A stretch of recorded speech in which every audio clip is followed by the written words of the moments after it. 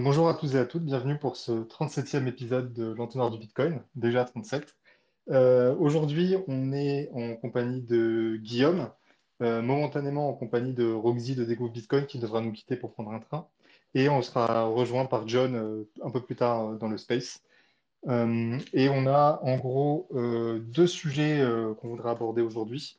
Donc le premier, c'est quelques news un peu diverses sur Lightning parce que, il y a eu quelques trucs intéressants, même si aucun n'était, à notre avis, suffisamment intéressant pour faire un sujet complet. Donc on a tout mis ensemble. Ensuite, un deuxième sujet parce qu'on a discuté un peu entre nous et on s'est dit que ça serait peut-être intéressant d'avoir cette discussion avec encore plus de personnes, qui est sur quelle unité il est pertinent d'utiliser pour Bitcoin.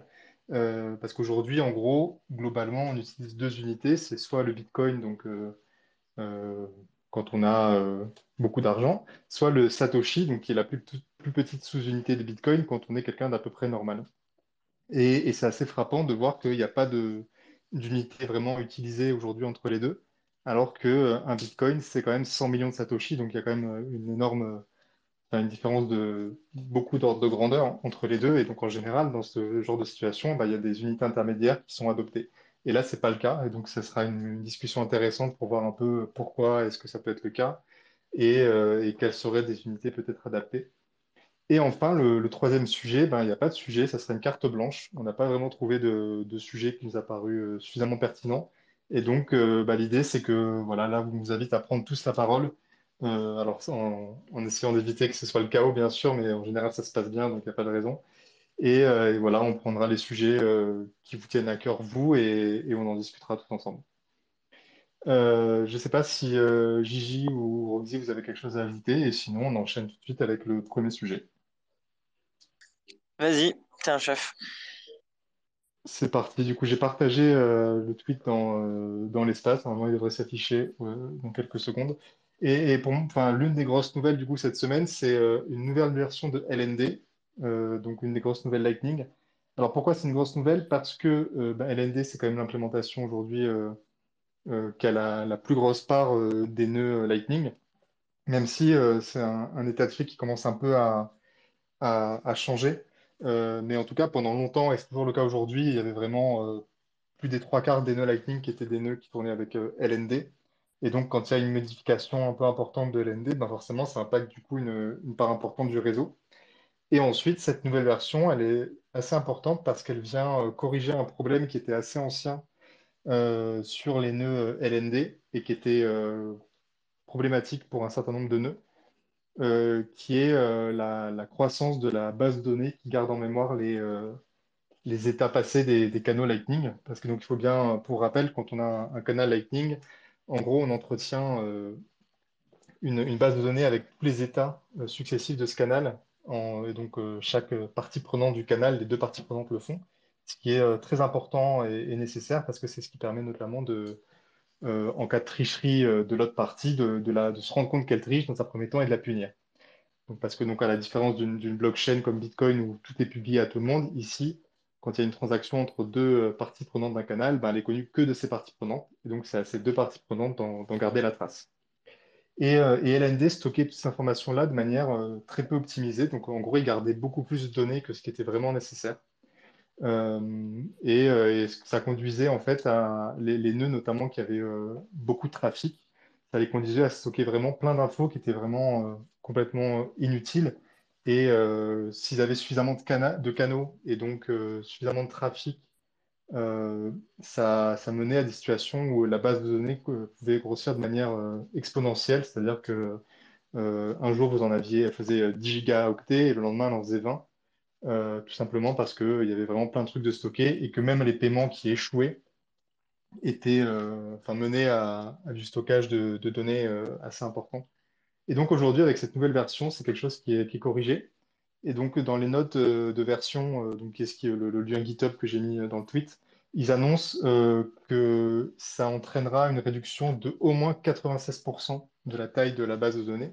Et donc ce au moins 96%, comment je l'interprète personnellement, c'est que même pour les nœuds qui avaient pas forcément de problème parce qu'ils n'avaient pas beaucoup de trafic et donc leur base de données était encore d'une taille normale, on va dire, ben, même pour eux, ça fera une réduction de 96%, donc on divise par deux.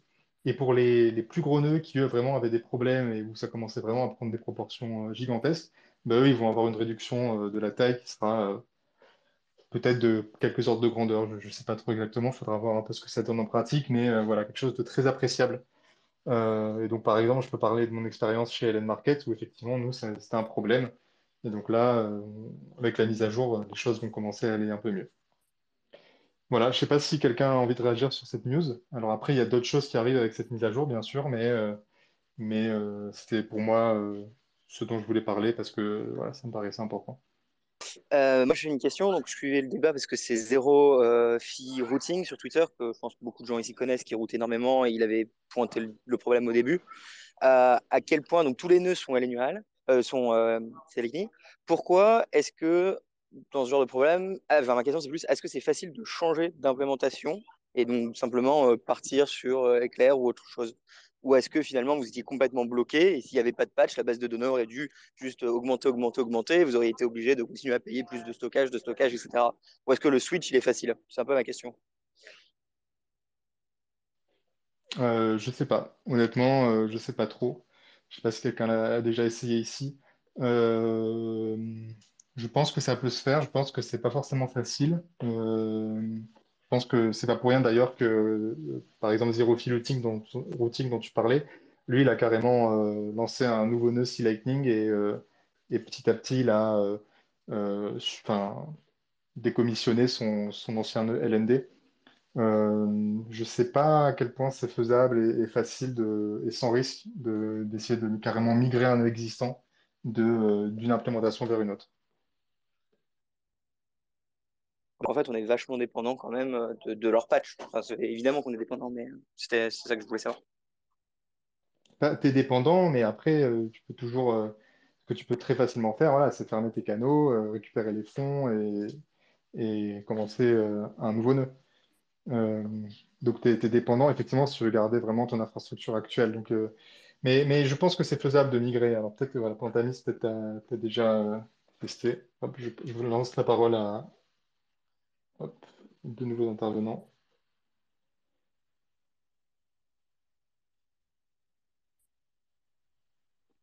Salut, Random. Ouais, bah, je voulais- Alors, il y a Pantamis, mais j'ai l'impression qu'il y a des ouais, vas-y. Ah d'accord, bah c'était ouais, je voulais dire bah c'est pas mal quand même de d'avoir optimisé cette histoire de base de données puisque c'est vrai que j'avais entendu que ouais c'est comment dire on pouvait vraiment avoir des proportions de base de données qui voilà qui augmentent très vite comment dire sur un court instant donc voilà ça permettra d'optimiser les prochains nœuds. Après oui, ce sera peut-être casse-tête pour certaines personnes de changer de comment dire de configuration, voilà de tout fermer, de faire le patch, puis créer un nouveau nœud, refaire des nouveaux canaux, etc. Mais bon, après, on n'a pas forcément, je pense, de meilleures solutions. Après, s'ils en font une pour faire une espèce de conversion, pourquoi pas, hein, je sais pas. Oui, Après, là, j'ai l'impression que c'est pas forcément clair, mais il n'y a pas besoin, si on a déjà un nœud LND, on peut faire la mise à jour de manière indolore, transparente, et on garde ces canaux actuels. C'est juste dans le cas hypothétique où il n'y avait pas eu de patch, qui est quand même très hypothétique parce que concrètement, c'était assez clair ce qu'il fallait faire. C'était juste un problème de temps, d'ingénierie, enfin de mettre des développeurs, de prioriser la chose. Ça aurait été que dans ce cas-là où il n'y avait pas eu, s'il n'y avait pas eu de patch, qu'il aurait pu être nécessaire de migrer. Mais là, c'est vraiment pas une migration, c'est juste une mise à jour. Et donc, on reste sur du LND. Il n'y a pas besoin de fermer ses canaux pour profiter de la mise à jour. Ok. ouais, je voulais intervenir pour le. En fait, la grosse difficulté, c'est la liquidité entrante.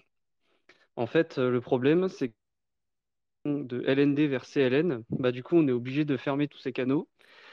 Et donc, toute la liquidité entrante qu'on avait acquérie en faisant soit des triangles, des liquidity swaps sur Lightning Network Plus ou des choses comme ça, ou en payant, par exemple, Zero Fee Routing pour ouvrir un canal vers, vers ton nœud, bah, tu la perds.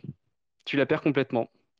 Le seul moyen de la garder, ce serait de réussir à migrer la base des états qu'on conserve, donc le truc là qui posait problème et qui a été changé justement, et de réussir à le migrer vers CLN. Et il n'y a aucun outil qui a été créé pour ça parce que, évidemment, enfin, c'est beaucoup de travail et ça va pas améliorer l'implémentation pour les gens qui l'utilisaient déjà, quoi. Donc voilà, c'était ça la principale difficulté pour la migration d'un nœud pour changer le logiciel. Voilà. Yep, super, C'est merci beaucoup. Effectivement, c'est pour ça que je je le vois fais pas, mal. par exemple, moi, dans mon cas. Ouais. Je voudrais vraiment changer pour CLN parce qu'effectivement, au début, c'était pas le truc qui avait le plus de features, mais maintenant, avec leur système de plugins, c'est le cas. Mais je peux pas parce que je suis bloqué par ma liquidité entrante. J'ai pas envie de perdre ma liquidité entrante parce que bah, ça a de la valeur, en fait. Donc,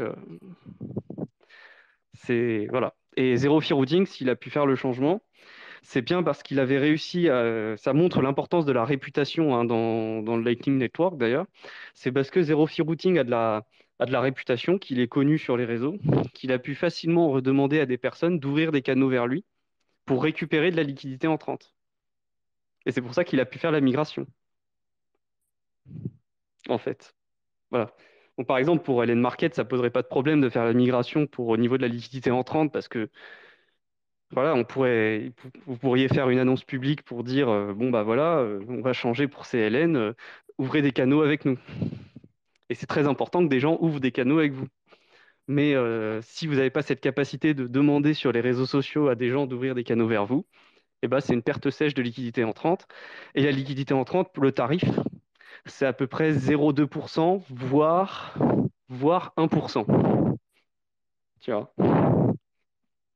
Donc ça coûte très cher en fait, quand même.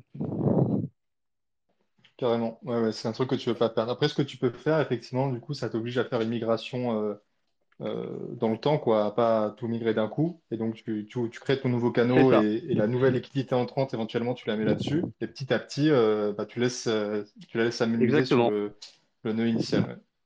Tout à fait. Et ça prendrait du temps. Et sinon, tu pourrais faire du rebalancing aussi. C'est-à-dire, tu fais des paiements depuis le nouveau nœud vers l'ancien pour en retirer la liquidité en fait entrante et la récupérer sur ton nouveau nœud. Mais ça va te coûter en frais de routage. Parce que généralement, tu as les canaux où tu vas avoir beaucoup de liquidité entrante. Et bien, généralement, c'est pas forcément facile de faire arriver des paiements sur ces canaux-là, en fait. Et donc, les frais peuvent être élevés. Donc, Ouais, pareil, ouais, tu te fais carrément. avoir d'une manière ou d'une autre, en fait. C'est voilà, c'est pour ça que moi, par exemple, personnellement, je pense pas que le rebalancing donc le circular rebalancing, qui est une technique pour rééquilibrer les balances des différents canaux de paiement, moi, je pense pas que ce soit une bonne idée parce que ça revient très vite très cher en frais. On est obligé d'utiliser des chemins où les frais sont très élevés puisque les gens les utilisent pas naturellement de base pour faire leurs paiements. Bah, là, tu es obligé de refaire la même chose si tu veux faire un nouveau nœud. Donc, d'une manière ou d'une autre, tu perds de l'argent en fait. C'est ça qui est pénible. Et donc, ça te force en fait à rester sur la même implémentation, tu vois. Et du coup, par exemple, un débutant ou quelqu'un qui voudrait se lancer un peu sérieux sur un nœud de routage, tu conseillerais quelle implémentation? Ou quel Ça, système c'est... via cloud?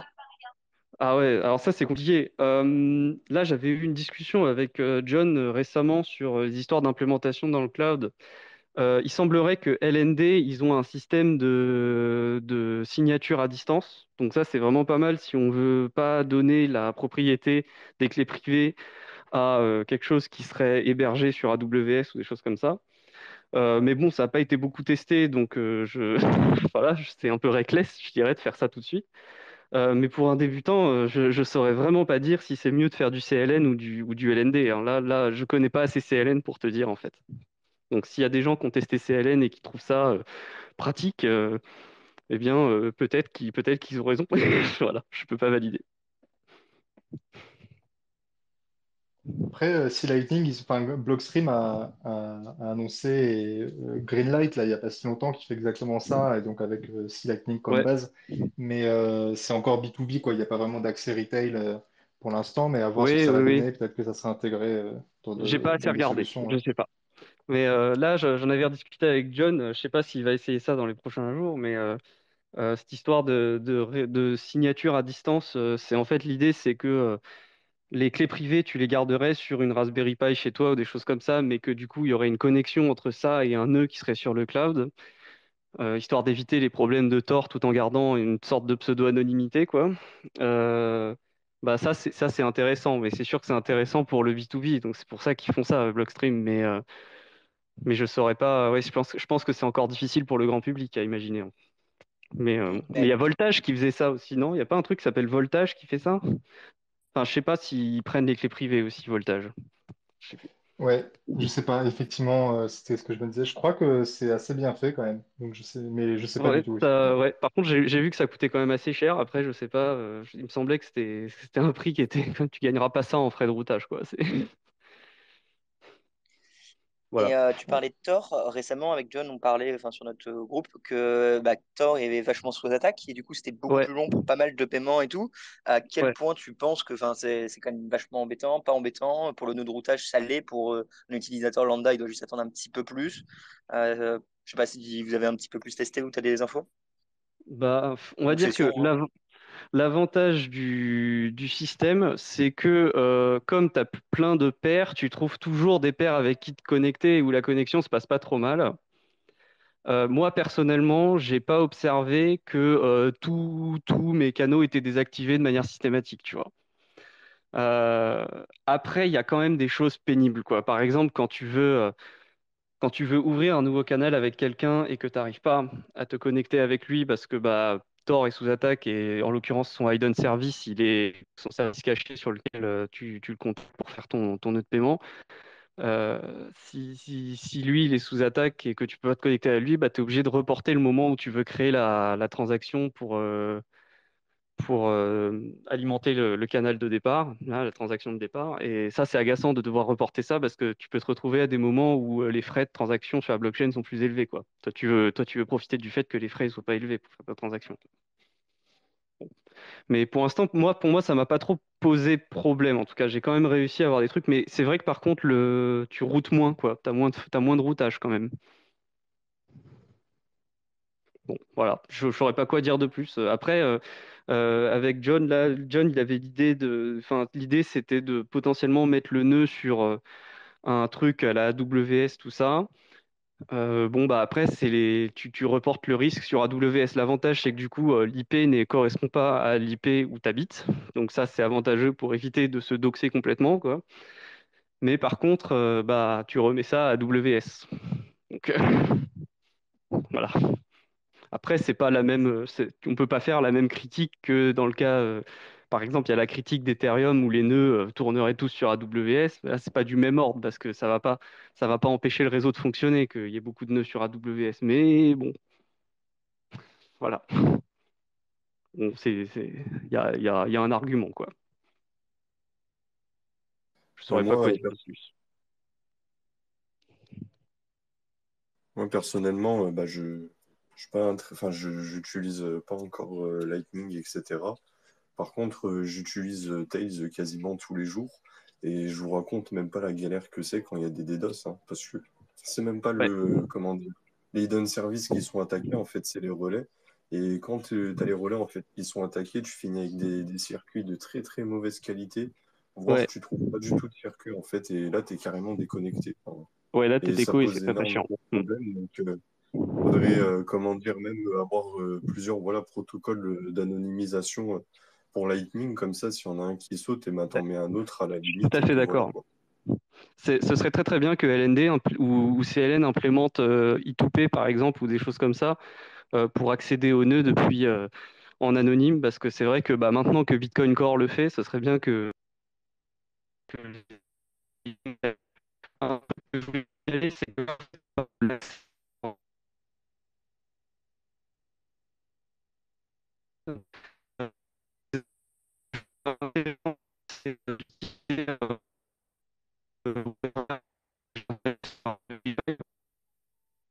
Je crois que t'es dans un circuit tort. J'étais pas sûr si c'était moi ou pas. Effectivement, pour ta mise, tu coupes beaucoup. Euh, ouais, de la latence. Bon, ok, super. En tout cas, super intéressant, ouais, cette discussion Tor. C'est vrai que j'avais hésité à l'inclure dans les discussions, mais c'est vrai que voilà, là, on le ressent un peu sur Lightning. Euh, Allô? alors, je vais peut-être juste rapidement. Ouais, ça y est, on te réentend. Top. Je pense qu'on va enchaîner parce que ça fait déjà 20 minutes du coup qu'on est sur Lightning. J'avais noté quelques autres nouvelles, mais rien de bien enfin, très important. Il y a juste un Fiat Jav. Donc pour ceux qui connaissent pas, Fiat Jav, c'est je pense, l'un des développeurs les plus prolifiques que j'ai jamais vu et donc il travaille beaucoup euh, sur, sur plusieurs choses. En ce moment, il travaille essentiellement sur Lightning, donc c'est lui qui a l'un des papas de LNURL. Il travaille aussi sur un protocole de réseau social, même si ça fait bien d'autres choses, qui s'appelle Nostr. Donc il travaille sur ces deux choses principalement. Et là, récemment, donc il y a Ben Hart qui a publié un petit tweet où il a testé effectivement un nœud léger Lightning qui a été développé par Fiat et qui s'appelle Cliché. Et en gros, l'idée, c'est que vous allez pouvoir faire tourner un nœud Lightning très léger sur ce que vous voulez, en fait, comme appareil. Et ça va fonctionner avec ce qu'on appelle des hosted channels. Donc, c'est des canaux qui ne sont pas vraiment ouverts on-chain. Donc, c'est custodial d'une certaine manière, mais moins pire que de faire directement par des choses comme Wallet of Satoshi. Et j'ai pas testé encore, mais effectivement, ça a l'air assez facile à utiliser. Donc c'est assez cool, je trouve, parce que c'est l'une des critiques souvent faites à Lightning, qui est que c'est compliqué. Et puis ensuite, voilà, il y avait des chiffres intéressants justement sur Wallet of Satoshi, qui, qui a vu une espèce d'énorme augmentation des paiements qu'ils traitent par jour. Donc je trouvais ça assez cool. Mais je pense qu'on va pas s'attarder là-dessus, effectivement. Mais voilà, on voit une croissance quand même assez exponentielle dans l'utilisation quotidienne de Lightning. Ce qui est intéressant à noter, je trouve. Voilà, il y a vraiment des gens qui l'utilisent et de plus en plus, comment dire, une espèce de plancher d'utilisation en dessous duquel on ne descend pas et qui témoigne donc d'une base d'utilisateurs quotidienne qui est là en permanence et qui l'utilise vraiment tous les jours au quotidien. Voilà, n'hésitez pas si vous avez quelque chose que vous voudriez ajouter. Sinon, on va passer à notre sujet numéro 2, qui était du coup un débat slash une discussion sur les unités qu'on utilise dans Bitcoin. Euh, donc pour planter un peu le cadre, s'il y a des gens ici qui sont un peu des OG et qui étaient là un peu avant, ils se souviennent peut-être qu'à une époque, on utilisait par exemple le millibitcoin, donc MBTC, qui est un millième de Bitcoin. Et donc c'était une utilisation, enfin c'était une unité utilisée parce que finalement c'était assez pratique à une époque où Bitcoin valait moins en termes de monnaie fiat ben, pour désigner des montants de la vie de tous les jours qu'on utilisait pour faire des achats. Euh, Aujourd'hui, c'est assez intéressant de constater que on n'a plus du tout d'usage de cette unité-là, et on a en gros deux unités qui existent. Il y a soit le Bitcoin entier, soit le Satoshi qui est le 100 millionième de Bitcoin, donc 10 puissance moins 8 Bitcoin. Et, euh, et c'est assez frappant quand on y réfléchit de constater qu'il n'y a pas du tout d'unité entre deux, alors que ces deux unités sont séparées par 8 puissance de 10. Et donc, c'est vraiment des ordres de grandeur complètement différents. C'est comme si on n'avait que l'euro et les 100 millions d'euros comme unité. Bonjour pour ensuite s'exprimer facilement. Et c'est pour ça qu'on a tant recours au décimal quand on utilise Bitcoin. Donc, il y a bien eu une proposition d'ajouter une unité intermédiaire qui est le bit, qui a un temps été tenté par certains de ses promoteurs. Et donc, en gros, un bit, c'est 100 Satoshi. Et donc, ça a la propriété intéressante en plus que ça fait un millionième de Bitcoin. Donc, c'est plus facile, a priori, de passer du Bitcoin au bit dans les calculs dans sa tête, puisqu'on est plus habitué à diviser par un million que par 100 millions. Mais finalement, ça n'a pas vraiment pris. Et voilà, globalement, l'usage semble s'être cristallisé autour du Satoshi et du Bitcoin. Euh, alors même qu'aujourd'hui, c'est pas forcément ce qu'il y a de plus pratique d'utiliser le Satoshi plutôt que le bit. Parce que donc, si on utilise un Satoshi pour un paiement de quelques dizaines d'euros, on passe assez vite lors des dizaines de milliers de Satoshi. Euh, Pour l'instant. donc voilà, pour l'instant, exactement. Et donc voilà, l'idée c'est de voir un peu pourquoi est-ce qu'on en est là. Alors l'une des raisons, et après je t'adresserai la parole, qui est assez évidente, c'est que finalement il n'y a que le Satoshi qui a une existence réelle dans le code du protocole. C'est-à-dire que ce que manipule le code de Bitcoin, c'est des entiers, et donc c'est les plus petites fractions de Bitcoin qui sont manipulées en permanence. Et donc, ce qui est écrit, ce qui est dénoté dans le code de Bitcoin comme étant des coins, COIN, et ben en fait, c'est les Satoshi, c'est les 100 millionièmes de ce qu'on appelle un Bitcoin.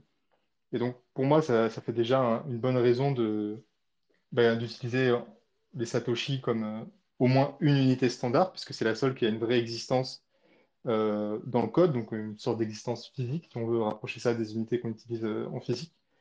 Mais ça n'empêche que c'est étonnant peut-être qu'il n'y ait pas d'unité intermédiaire qui soit imposée aujourd'hui.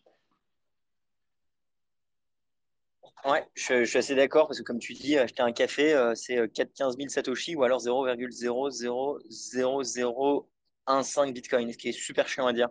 Et moi, je suis d'avis que le Satoshi, c'est super et je sais que Stack Insight le font aussi. Et quand je réplique des gens, je leur dis non, mais tu vas acheter 100 000 Satoshi par semaine. Et en fait, en leur disant ça, tout de suite, ils comprennent et c'est un peu plus simple que leur dire tu vas acheter 0,0001 Bitcoin. Parce qu'ils ont toujours peur et comme ils se disent bah, maintenant c'est très haut. Ils disent j'aurai jamais un bitcoin. Et il y a souvent l'objectif en mode essayer de stacker un bitcoin dans ta vie, c'est un très bel objectif. C'est plus simple d'aller là-bas en parlant en Satoshi, je trouve, qu'en décimal de bitcoin. Moi, je suis pour le SAT et je suis pour le symbole kebab. Clairement, voilà, je le dis. Et le symbole kebab, du coup, pour ceux qui ne voudraient pas, on vous le mettra à l'écran pour YouTube. Grosso modo, bah, comme toutes les monnaies, on a envie d'avoir un symbole ou quelque chose qu'on peut écrire. Et bah, BTC, c'est le B. Et donc, le symbole du Satoshi, ce serait un trait horizontal, trois traits verticales, un autre trait horizontal. Et on trouve que ça ressemble vachement à un truc de kebab. Et une fois que tu l'as vu, tu peux pas revenir en arrière. Et c'est un grand débat chez les maximalistes. Je sais que Guillaume a un avis par rapport à ça également. Fois, moi, je vois pas ce qu'il y a de mal avec ce signe, hein. Et Hélène Marquette l'implémente d'ailleurs, non? Hein? Quoi? Non? Peut-être? On verra. Prochaine mise à jour. Ouais, moi, je voulais reparler du coup des mesures qu'on pourrait apporter au Satoshi. On pourrait mettre, je sais pas, des DK Satoshi, comment ça s'appelle, des kilos Satoshi, etc. pour que voilà, on puisse, enfin, ça pourrait paraître un tout petit peu plus compliqué, mais moi je dis 12 kilos de Satoshi, entre guillemets, ben voilà, t'as 12 000 Satoshi, quoi. Enfin, je sais pas. Bon, ça voudrait dire que tu envisages sérieusement que les États-Unis adoptent le système métrique. Et je crois qu'on n'y est pas encore et qu'on n'y sera jamais. Parce que je suis d'accord avec toi, mais tu vois, et puis c'est quelque chose qu'on utilise beaucoup avec les unités physiques. Donc il n'y a aucun problème, tout le monde maîtrise le kilomètre. Mais c'est vraiment quelque chose auquel on n'est pas du tout habitué avec les unités en monétaire. Et d'ailleurs, tu vois, si par exemple pour exprimer 1000 euros, bah, en fait, on a recours à des termes d'argot plutôt. Donc on dit une brique ou quelque chose comme ça. Après, Et Fahim, tu m'as jamais dit un k. Tu réfléchis jamais, genre, ouais, 10K, c'est 20K. vrai, c'est vrai. Moi, c'est pour C'est ça. vrai, et pour le coup, d'ailleurs, les Américains aussi. Ouais, oui, c'est pour ça. Pour moi, ce débat, franchement, il est nul, quoi. Tu veux payer un café, tu payes 15K, voilà. 15, c'est plus simple que 0,000. 15 Et casse. c'est plus simple que dire 15 000 Satoshi. Et voilà, 15K, basta. Enfin, je sais pas. Déjà, en fait, déjà, le sujet, je le trouve bizarre parce qu'on n'en est pas là. En plus de ça, voilà, tu l'as dit toi-même, le Satoshi s'est établi, c'est comme ça. Moi, ça me fait tourner la tête toujours les types qui veulent recréer une nouvelle unité. Frérot, bah, va créer ton unité avec un autre coin. Hein, ici, c'est Satoshi, c'est Bitcoin. Et à un moment donné, moi, ça me fatigue un peu. En fait, je trouve qu'on tourne en rond pour rien. Après, pour le symbole des sats, honnêtement, bon, voilà, vous le trouvez moche. Moi, je le trouve stylé. Ça, je pense qu'aussi, on s'en fout. Au final, c'est comme aujourd'hui quand tu écris centime ou que tu mets le signe euro avec deux zéros, quoi. C'est une question de préférence. Moi, je trouve que c'est plus stylé si tu deviens une monnaie d'échange d'avoir un symbole. Mais honnêtement, SAT, c'est quatre lettres. Donc, c'est pas non plus super dérangeant, quoi. C'est pas comme s'il fallait dire à chaque fois, tu vois, un truc super long. 3.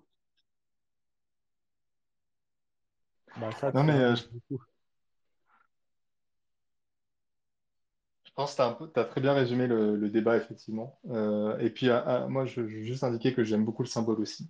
Euh, voilà, n'hésitez pas à prendre la parole si vous n'êtes pas du tout d'accord avec Guillaume. N'hésitez pas à être même très véhément et à la limite de l'insulte. Et sinon, ben, effectivement, comme tu as très bien résumé le débat, Guillaume, on peut enchaîner avec la carte blanche. Voilà, mais n'hésitez pas vraiment à lever la main, on vous donnera la parole avec plaisir. Et Non, sinon, sans... Ah, vas-y. non, je vais dire, je suis d'accord avec vous deux. Et clairement, Bit, ça a été un fail complet, hein. Tous ceux qui ont essayé de le pousser, ça a jamais pris. Et aujourd'hui, tout le monde parle en SAT, ou les bitcoiners, ils comprennent qu'il faut parler en SAT. Donc bon, je suis assez. Enfin, c'est un débat pour remettre un débat. Vas-y, session. T'inquiète pas, Gigi, on a une nouvelle unité de mesure en Moula Coin pour mesurer justement nos bitcoins. Bah, toi, je sais que tu mesures en XMR, donc c'est même pas la peine qu'on parle ensemble.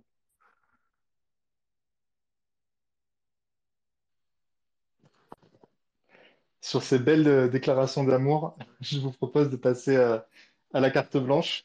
Donc, pour rappel, parce qu'il y a sûrement des gens qui ont loupé l'introduction au tout début, l'idée là, c'est cette semaine, on n'a pas de troisième sujet, et donc sentez-vous libre de proposer les C'est votes. mignon.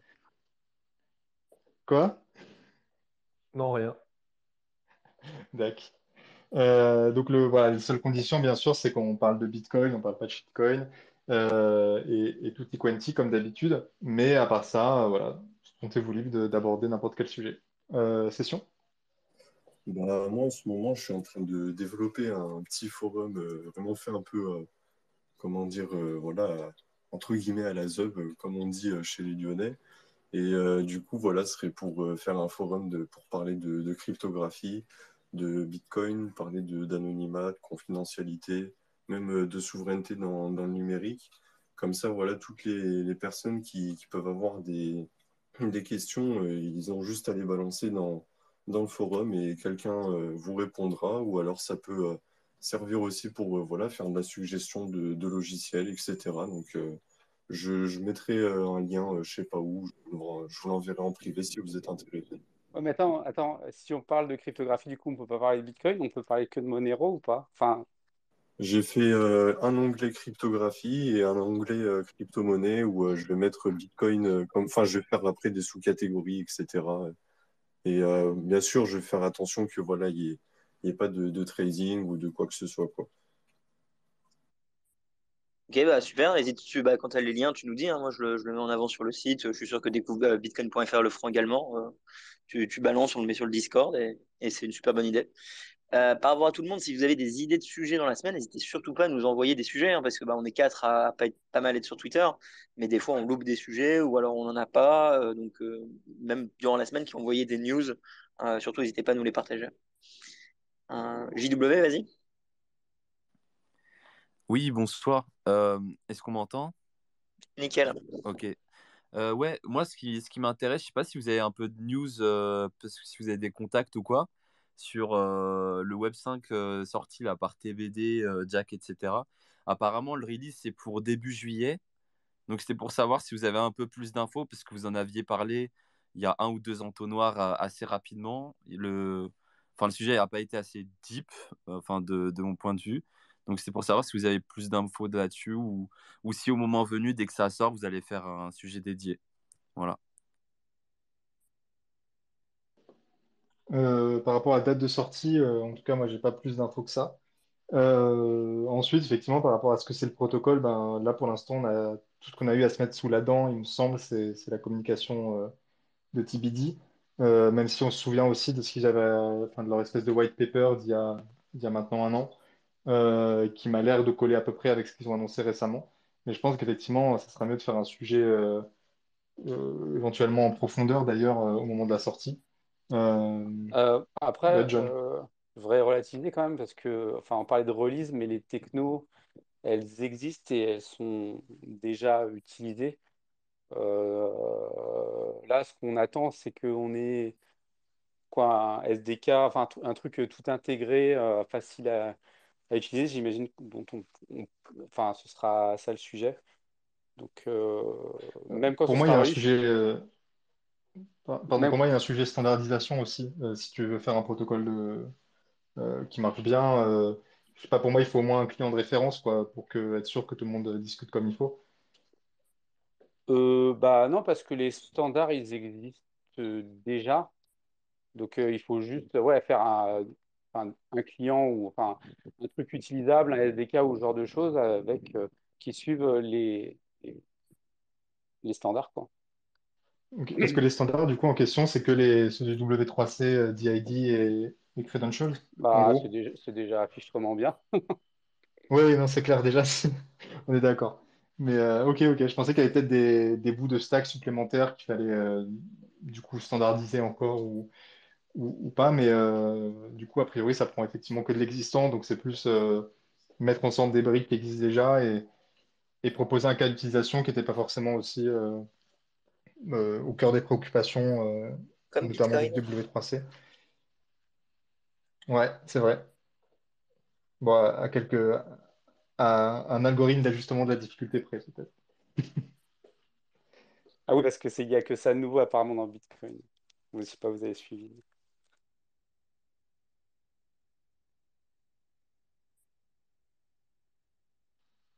Du coup, JW, je sais pas si on a un peu répondu à ta question. Je sais plus exactement ce qu'on avait dit sur le principe de fonctionnement du fameux Web 5 dans le dernier entonnoir. Euh, N'hésite pas si tu as des questions peut-être un peu plus précises. Après, clairement, on n'a pas encore de tests ou beaucoup de docs, donc on peut pas non plus vraiment plonger dedans. Bah, on connaît les grands principes, par contre, après, trouver comment ça va s'articuler. Enfin, et on a même potentiellement enfin, on a même les use cases. Par contre, comment ça va se traduire dans les vrais usages.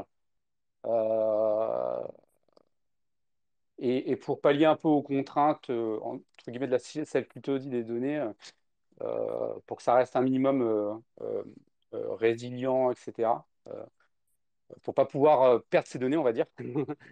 Bah, on verra comment ça se traduira, mais c'est quelque chose qui va prendre du temps. Et en fait, le terme Web 5, c'est à la fois une boutade et en même temps volontaire, dans le sens où Web 2, c'était déjà. Enfin, tout ce qui est. Enfin, quand on dit Web 2, Web 1, Web 2, Web 3, c'est une manière d'inventer une histoire, quoi. C'est pour se donner à peu près des cas d'usage, etc. Mais c'est toujours difficile de dire, bah tiens, ça c'était Web 1, ça c'est Web 2, tu vois, tu dis pas, ça se dit pas aussi facilement que ça, quoi. Donc ce sera la même chose avec le Web 5 ou le Web 6 ou le Web 7.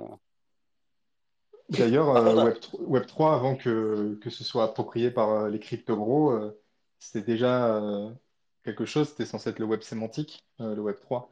Bon, du coup, le nom a complètement été accaparé aujourd'hui et je pense que dans l'utilisation, comment dire, ça a été beaucoup plus médiatisé comme étant le web avec les cryptos que le web sémantique. Donc, je pense que c'est mort pour le web sémantique pour s'appeler Web 3.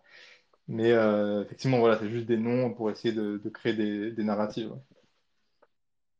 Mm. par contre, un truc qu'on peut revenir, c'était donc ça fait presque un an hein, qu'on a commencé l'entonnoir, et au début, il y avait pas mal de news de Jack, parce que du coup, il avait arrêté Twitter, il s'était lancé à fond dans Bitcoin, et si on se souvient des premiers épisodes, on était tous un peu sceptiques, où il y avait quand même des questions, est-ce qu'il va vraiment faire les choses bien, est-ce que son wallet, il sera bien, etc. On peut quand même dire, enfin, je veux bien dire, il a quand même construit, hein, il continue à build, et il apporte sa petite pierre à l'édifice, donc s'il est dans les premiers épisodes, on était un peu méfiant de Jack, je suis plutôt confiant aujourd'hui. Voilà. Bon, après, je suis d'accord, hein, mais concrètement, il a sorti quoi là? Et j'allais dire Moi, la j'attends même, toujours, j'allais hein. poser la même question. Bah, J'attends les pour l'instant, ASIC, il a mis j'attends les plein de hardware thunes sur la wallets. table.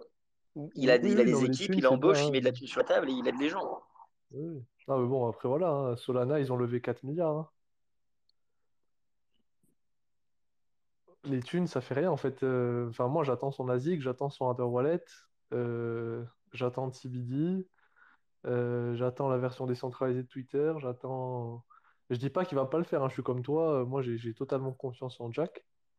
Mais bon, à un moment donné, voilà. Je comprends bien que ça prend plus d'un an, mais, euh, mais pour l'instant, il a concrètement, littéralement, rien fait. Ouais, il a trop de grosses Et idées en plus pour réaliser tout. Enfin, après, il fera un peu au fur et à mesure, j'en sais rien, mais ouais, ça va être chaud pour lui quand même. Ah, t'as bugué. moi, Oui. Ouais, non, je suis dans le train et je pense que tu parlais. Je dis, il a rien fait, ok, je suis d'accord qu'il a rien produit. Après, dans l'un de ces quatre fonds, celui qui donne les grants, il aide même Bullet.space, il aide le kit de développement Lightning et Bitcoin, celui qui harmonise un peu tout. Je sais plus le nom exact. Enfin voilà, donc comme il peut pas non plus tout créer ou pour qu'il sort pas, d'un autre côté, il aide pas mal avec sa thune et on est tous ici d'accord pour dire que c'est quand même vachement bien parce qu'on en a besoin de ça, comparé surtout à Solana ou des mecs qui ont des poches illimitées pour créer des shitcoins et ce genre de conneries, quoi. Donc au moins, il y a une de ces quatre boîtes qui a fourni quelque chose, je dirais. Ah ouais, ouais, moi aussi, donne-moi 10 millions, je ferais pareil, hein. Bon, je Ouais, donnerais bien déjà à sûr, Fanny, mais c'est il sûr. y en a un qui est milliardaire et moi, je suis comme un con dans un train en train d'essayer de faire un podcast. Tu vois. On n'a pas tous les mêmes niveaux, donc c'est déjà bien qu'il fasse ça. Ah, t'es pas milliardaire avec les sponsors de Découvre Bitcoin? Non, mais d'ailleurs, la semaine prochaine enfin, prochainement, on va se mettre à essayer Fontaine. Je sais pas si vous voyez le système de podcast en streaming de SAT, un petit peu les concurrents de Breeze. J'ai un peu de temps devant moi, donc là, je vais vraiment mettre Breeze et Fontaine. On va tester les deux et comme ça, on fera peut-être un petit article pour voir un peu les différences et essayer ça. Je sais que c'était dans les sujets Lightning, Fanny, si je me permets de le dire. Bon, je rappelle quand même qu'on avait comme objectif de brasser de la moula avec No Space, hein. Donc là, comme tu n'as toujours rien mis Et en Ah ouais, t'as place, vite changé de sujet quand même. Dès qu'on parle des sponsors de l'entonnoir, t'as vite changé de sujet, moi je je trouve. refuse des sponsors. Il y en a, enfin, ils m'ont tous demandé. Je ne prends pas de sponsors tant que j'ai pas envie. J'ai pas envie que mon business model ça soit basé sur les sponsors. Mais si vous voulez qu'on fasse de la moula, on est cinq, hein, on peut se mettre un petit sponsor des Bitcoin en noir. On va faire 4000 Satoshi. On avait dit ça quand même. On avait dit John, il s'occupe de la blockchain AWS. Fanny, il s'occupe de l'infrastructure de la node. Moi, je m'occupe de Shield, nos NFT Tarot. Et toi, tu publies tout ça en ligne. C'est ce qu'on s'était dit au tout départ quand même. On va go. Chérie, Confirme. vas-y. Ouais, salut les gens. Moi, je voulais savoir concernant carte blanche. Vous entendez quoi par carte blanche? Parce que Lightning, je vois, Satoshi, je vois, et, au pluriel, mais carte blanche, si vous pouviez. C'est quoi en fait? Freestyle au niveau des sujets, c'est ça? Qui tourne autour de Bitcoin ou... C'est ça, si tu as une question, tu la poses et on en parle. D'accord. Juste, ok, par rapport à l'entonnoir, c'est par rapport en fait à l'évolution du prix ou c'est juste le titre de votre space? Parce que clairement, moi, c'était par rapport au titre que je voulais monter et discuter avec vous concernant le Bitcoin et l'évolution du prix et comment vous voyez les C'est choses. le titre, en fait, c'est le titre de l'émission. D'accord. Donc, c'est le même toutes les semaines. Et effectivement, on parle jamais, ouais, on va dire jamais du prix, en fait. Nous, on parle vraiment plutôt côté technique, fonctionnement, les nouveautés dans le protocole, etc. Et le prix, voilà, c'est quelque chose qu'on commente jamais, en fait. on le Moi, commande j'ai des jamais parce signes que astrologiques bélier, donc je peux te ouais, conseiller d'acheter vers les 10 000 dollars. Normalement, les étoiles sont alignées en ce moment. Mais vous, vous êtes des Bitcoin maximalistes? Vous vous considérez comme des Bitcoin maximalistes du coup ou vous êtes ouvert aussi aux autres altcoins disponibles sur le marché? alors on parle que de Bitcoin parce que alors qu'on remette un peu les choses. On ne parle pas de prix parce qu'on estime que tout le monde parle du prix et qu'on estime que c'est moins intéressant que d'autres sujets qui sont peu traités, donc les aspects techniques quand on écoute l'écosystème. Et si on parle que de Bitcoin, bah, c'est qu'on est effectivement maximaliste et qu'on trouve que dans l'écosystème crypto et notamment francophone, on parle très très peu de Bitcoin, en tout cas sur ses fondamentaux, sur sa tech. Et donc on se dédie à ça et ça prend déjà beaucoup de temps parce que c'est une activité qu'on fait sur notre temps de plaisir et qu'on veut partager. Donc Je comprends. c'est les multiples raisons qui fait qu'on ne parle que de Bitcoin et que quelquefois on aborde quelques alts mais pour faire des outils d'un peu de comparaison, la semaine dernière, on a un peu évoqué Monero, mais pour le comparer à l'émission monétaire versus Bitcoin, tu vois, par exemple. D'accord. Et dans ce sens-là, en fait, je voulais vous poser quelques questions en fait, techniques concernant le Bitcoin. Ça concerne déjà en fait les smart contracts. Moi, je suis pas un pro Bitcoin, hein, c'est-à-dire vraiment l'environnement, l'écosystème, je le connais pas sur le bout des doigts. Et je voulais savoir du coup ce que Bitcoin propose ou proposera concernant les smart contracts et notamment la DeFi, l'interaction avec la DeFi, etc. C'est quoi le futur de BTC concernant ça? Tu veux faire quoi avec la DeFi comme application? Euh, C'est-à-dire au niveau de la DeFi, ben, un DEX par exemple, tous les lanceurs, ce qui se fait actuellement, c'est-à-dire tu as des DEX, tu as aussi en fait des mixeurs comme Tornado Cash sur Ethereum, tu as pas mal de choses, tu vois. Tu as des DAO qui se développent, tu as différentes applications, on va dire, sur la Alors, DeFi. je peux donner quelques exemples, mais alors des mixeurs sur Bitcoin, ça existe et ça n'a rien à voir avec la DeFi. Euh, la DeFi, en fait, euh, là, l'état actuel, c'est on peut déjà, il y a déjà une DAO, enfin un truc qui s'appelle BISC et c'est sur Bitcoin, mais bon, c'est complètement anecdotique. Et Mais est-ce puis, que vous avez un DEX par exemple? Un DEX où on peut, par exemple, je sais oui, pas, interagir avec les autres coins Il y a Bi. existants pour pouvoir le ouais, swap? il y a BISC et c'est ce qui te permet notamment d'acheter en pair à pair de l'euro en Bitcoin et du Bitcoin vers Monero. Ça, c'est les deux plus gros cas d'usage qu'on a. C'est assez peu utilisé, mais les Bitcoiners ont tendance à l'utiliser parce que le risque de contrepartie est très faible versus un DEX qui va échanger des wrappés de Bitcoin qui ne sont pas des vrais Bitcoins pour le coup. Mais est-ce que, Euh, désolé, je te coupe, est-ce que ça a du sens de vraiment l'appeler Dex? Après, moi, je l'ai jamais utilisé, j'ai lu pas mal à doc, donc c'est un truc, c'est un en, truc entièrement pair à pair à travers un logiciel. en fait, C'est ce tu qui se vois, rapproche le. enfin, je vais te dire pourquoi j'ai un peu de mal peut-être avec le mot Dex. Même si Bisque, enfin, je lui accorde beaucoup de qualité, mais c'est un peu ça qui me titille, c'est qu'à un moment donné, quand tu veux résoudre le problème et il y a un différend entre les deux parties, en fait, tu fais appel à ce qu'on appelle d'abord un médiateur, puis un espèce d'arbitre, et à la toute fin, bah, c'est la DAO qui décide parce que les fonds sont reversés à la DAO, en fait, aux personnes qui ont acheté du Bisque. Donc, À un moment donné, dans un échange, tu te retrouves avec du fiat, en fait. C'est là où, en fait, il y a le problème. C'est que quand tu as du fiat, il y a un moment donné où tu peux tricher et la blockchain peut rien y faire en ouais, c'est elle-même. Je ça. veux dire, elle peut pas résoudre ce type de problème. Donc c'est pour Et en ça que le fait, problème il est inhérent en fait au fait que c'est un échange par rapport à du fiat. Je suis d'accord avec toi, on- mais le fait est c'est que si tu utilises la même plateforme, on va dire non plus pour faire contre du fiat, mais en BTC contre El Famoso XMR de Snitchy, bah là tu utilises la même plateforme et c'est pas est-ce qu'on peut vraiment le considérer comme un DEX à ce moment-là? Parce que la plateforme utilisée bah, elle a ce système-là avec une DAO, etc. Bah, il peut y avoir un différend entre les deux parties et faire en sorte que ce soit réglé par un médiateur ou alors par le vote de la DAO.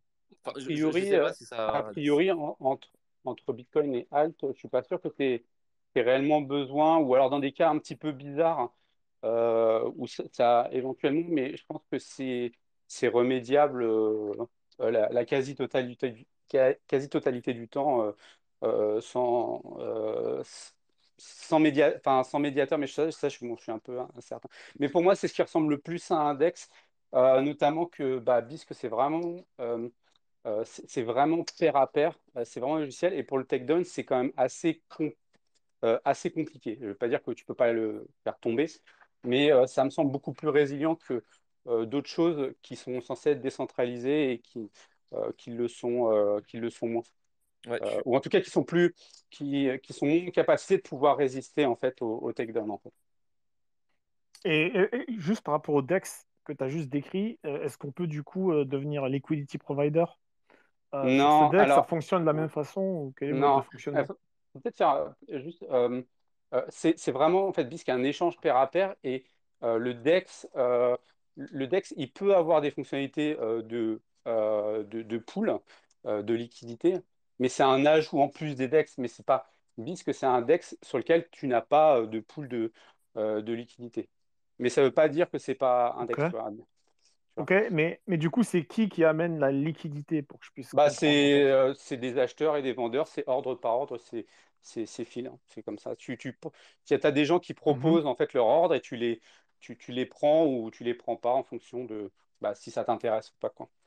D'accord. Et au niveau de, si on compare avec le Web3, je ne sais pas si ça te parle, probablement, vu que tu es dans la crypto, quelles sont les solutions de BTC concernant le Web3?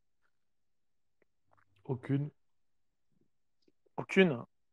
Euh, En Vous fait, il n'y pensez a pas pas que c'est pas. vraiment besoin déjà de base, puisque tous les protocoles qui sont majoritairement implémentés sur Bitcoin sont du pair à pair. Donc, il n'y a pas forcément besoin de fameux Web3 où en fait tu te connectes à Amazon, etc. Tu fais tourner ton nœud ou ton client, tu te connectes à un autre pair et tu ouvres ton canal, tu fais tes microtransactions, tu fais ton trade, tu fais tes machins, quoi. Ouais, mais en je vais fait, faire, moi, je, si tu je- veux, je- je vais je te faire parlais pas vraiment de ça. je vais te faire Enfin, une ouais. non-réponse. Euh, le Web3, c'est quelque chose qui, à mon sens, et c'est assez partagé, quelque chose d'assez mal défini, ou en tout cas, on essaye de forcer des cas d'usage dans des choses qui sont absolument pas homogènes. Cependant, sur Bitcoin, alors sur Bitcoin, sur la chaîne, on ne cherche pas à résoudre le problème du Web3 ou du Web10 ou quoi que ce soit. Par contre, sur Bitcoin, on crée des protocoles au-dessus de Bitcoin, donc par exemple le Lightning, RGB, etc. Et là, là-dessus, on a beaucoup plus de latitude pour faire d'autres choses. Ce qui fait qu'avec Lightning, on peut adresser par exemple la monétisation directe, directe ou indirecte d'ailleurs, du web. Et on n'appelle pas ça Web3 parce que Non, mais euh, le Web3, si tu veux, c'est pas le fait en fait d'utiliser un canal ouvert et qui en fait nous permet de faire un échange plutôt instantané comme avec Lightning, mais de manière limitée en fait dans le temps. Non, donc quand j'entendais en fait Web3, c'est tout simplement pouvoir en fait finalement interagir avec n'importe quelle decentralized app en utilisant ton wallet et en permettant en fait, qui nous permettrait en fait d'interagir avec un smart contract. C'est ça l'idée derrière du Web3, si tu veux. Et c'est dans ça, en fait, que je te demandais quels sont quel est le futur de Bitcoin. Parce que j'ai entendu, si tu veux, comment il s'appelle, Jack Dorsey, qui veut en fait implémenter le Web5. Donc, il a carrément sauté, lui, il est passé directement, il a dit Web2 plus Web3 equal Web5. Donc voilà, donc tu vois bien qu'il y a quand même un certain futur non, mais dans ce alors sens-là pour le Bitcoin. on l'a évoqué il y a deux, trois spaces, Web5, c'est une manière de se fiche du Web3. Alors derrière, il y a des fondamentaux, Mhm. hein, mais c'est une... euh, tu t'as pas loupé le fait que Jack il était très critique envers le Web3.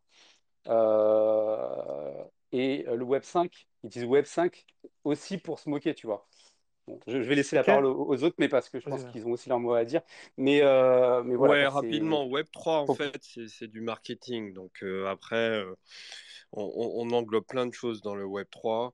Il n'y a pas de spec du Web3. À la base, Web3.js, c'est une librairie JavaScript qui permet effectivement d'avoir deux, trois fonctions de base pour accéder au wallet depuis son navigateur. Mais après, le Web3, globalement, ça ne veut pas dire grand-chose. Donc, dans l'univers Bitcoin, on n'a pas beaucoup de marketing. On a des choses simples, des choses qui marchent. Donc, de mon, se poser la question de quid du Web3 sur Bitcoin aujourd'hui, c'est une question marketing. Certains y répondent, hein. Par exemple, on a des projets basés sur RSK qui font exactement ce qu'on fait sur Ethereum ou BNB, voilà, en l'appelant Web3. BSC. Oui, enfin bref, Binance quoi. Ils le font exactement, mais sur une sidechain compatible VM. Mais au final, est-ce que ça apporte quelque chose? Je ne suis pas sûr. Donc au final, pour moi, le Web3, aujourd'hui, ça, c'est une question de marketing uniquement et Bah, comment on appelle ça les apporte choses. quand même. Euh, Avec la DeFi, si tu veux, ça apporte alors quand là, même. Ça tu permet en viens de fait. citer un autre nom générique marketing qui est la DeFi, Mhm, alors qui n'a mhm. globalement pas grand-chose de décentralisé la plupart du temps. Et on voit que c'est complètement faillible. Donc au final, Ah, tu vois bien que les coin exchange sont davantage centralisés, que les CEX sont davantage centralisés que les oui, DEX. mais ils perdent, ils Dans le perdent, ils sens où perdent là-bas, moins en fait, on d'argent peut pas aussi, tu vois, te bloquer ton. Tu vois, globalement. es quand même propriétaire Bon, de tes coins. on fait vraiment ce débat-là? Parce que, ah non, mais je rappelle juste quand même au cas où, mais genre Bitcoin, à la base, c'est pour retirer le contrôle de la monnaie par les banques centrales. Donc oui, Bitcoin n'a pas de plan pour faire du Web3, ni des plans pour faire de la défi. Comme l'a expliqué Fanny, si les gens veulent le recréer, tout ça, par-dessus Bitcoin, ils sont libres de le faire. Et moi-même, je suis un grand défenseur de la liberté des gens d'aller faire ça sur Taro, sur RGB, sur RSK, peu importe. Mais voilà, Bitcoin, c'est Bitcoin, il va pas changer. Il va ou à peine changer dans les années qui arrivent. Et c'est tout. C'est une question de monnaie. Donc, enfin, est-ce qu'on peut arrêter ce débat vraiment inutile, Ouais. s'il vous plaît? Pour compléter juste ce que tu dis, en fait, dans la même lignée, c'est que quels sont les plans de Bitcoin? Si tu dis les plans de C'est Bitcoin, en ça, fait, c'est les équipes de développement de Bitcoin. tout à Et les fait. équipes de développement de Bitcoin, concrètement, c'est de rendre de plus en plus scalable et de plus en plus légère le layer 1 de Bitcoin pour qu'il soit de plus en plus résilient.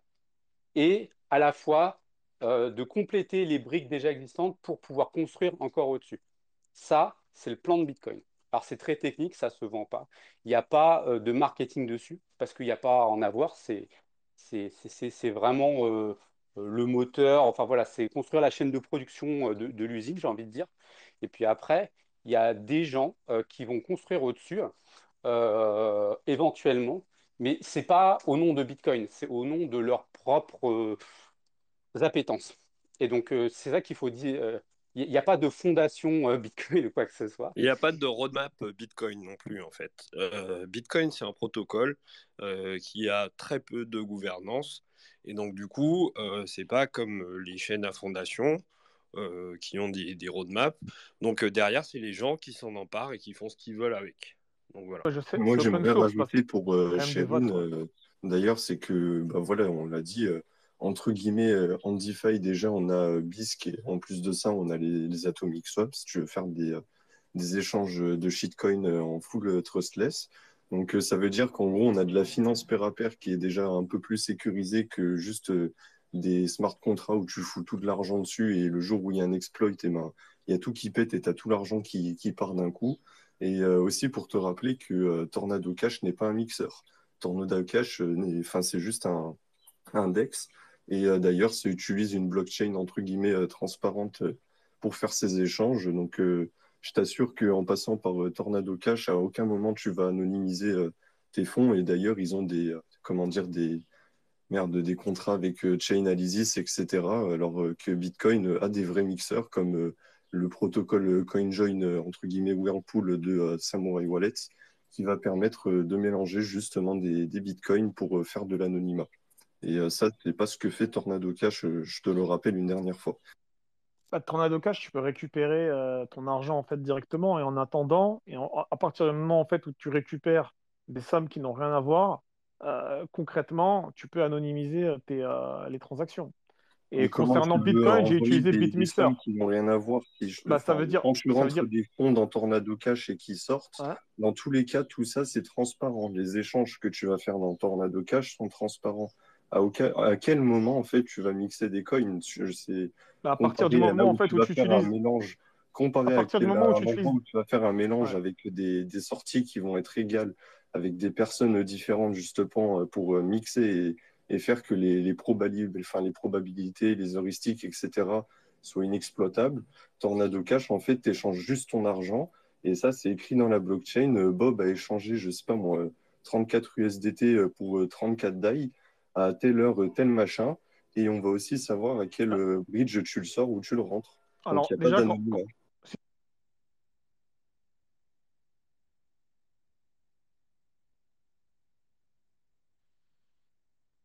Ça va, Fanny?